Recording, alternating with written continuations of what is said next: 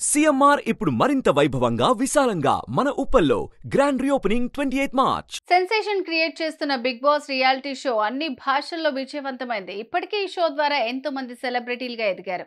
కొంతమంది నటినట్లు big boss తో మరింత ఫేమ్ సంపాదించుకుని తమ కెరీర్ లో ముందుకు దూసుకుపోతున్నారు.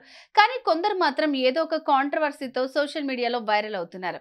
బిగ్ బాస్ హౌస్ నుంచి బయటకు వచ్చాక వివాదాలతో పాటు అసాంఘిక కార్యకలాపాలకు పాల్పడుతూ అరెస్ట్ అవుతున్నారు.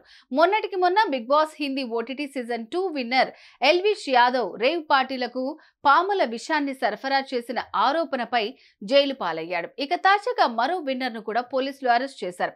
అసలు ఎవరైనా ఆయన చేసిన నేరం ఏంటో ఇప్పుడు చూద్దాం.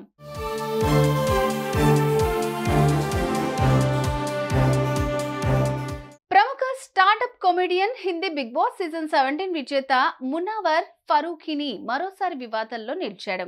ముంబైలోని బోరా బజార్ లో ఉన్న హుక్కా బార్ పై అర్ధరాత్రి రైడ్ చేయగా మునావర్ ఫరూఖీతో సహా 13 మందిని పోలీసులు అదుపులోకి తీసుకున్నారు.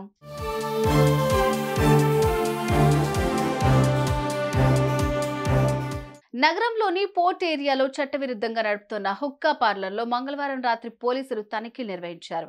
బుధవారం తెల్లవారుజామున 5 గంటల వరకు సోదాలు జరిగాయి. కొంత మొత్తంలో నగదు, కొన్ని హుక్కా ప్యాకెట్స్ ను సీజ్ చేశారు. హెర్బల్ హుక్కా ముసుగులో పొగాకుతో కూడిన హుక్కాను కస్టమర్లు వినియోగిస్తున్నారన్న పక్కా సమాచారంతో హుక్కా బార్ పై పోలీసులు రైడ్ చేశారు. ఈ రైడ్ లో పట్టుబడిన 13 మందిపై కేసు నమోదైనట్టు పోలీసులు తెలిపారు. రైడ్ జరిగినప్పుడు మునావర్ హుక్కా బార్ లోనే ఉన్నట్టు పోలీసులు తెలిపారు. అయితే వారిపై మోపిన సెక్షన్లు బెయిల్ ఇచ్చేందుకు అనుకూలంగా ఉండడంతో వారికి నోటీసులు ఇచ్చి విడుదల చేసినట్టు పోలీసులు తెలిపారు.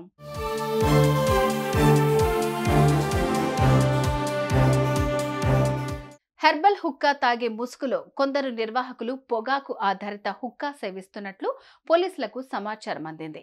ఈ సోదాలో 4,400 రూపాయల నగదు, 9 హుక్కా పాత్రలు స్వాధీనం చేసుకున్నారు. అలాగే 17,900 రూపాయల విలువైన వస్తువులను స్వాధీనం చేసుకున్నారు పోలీసులు. ఈ మేరకు ఎంఆర్ఏ మార్గ్ పోలీస్ స్టేషన్లో కేసు నమోదైంది. పొగాకు ఉత్పత్తుల చట్టంతో పాటు ఐపీసీ సెక్షన్ 283, 336 కింద కేసులు నమోదైనట్టు పోలీసులు తెలిపారు.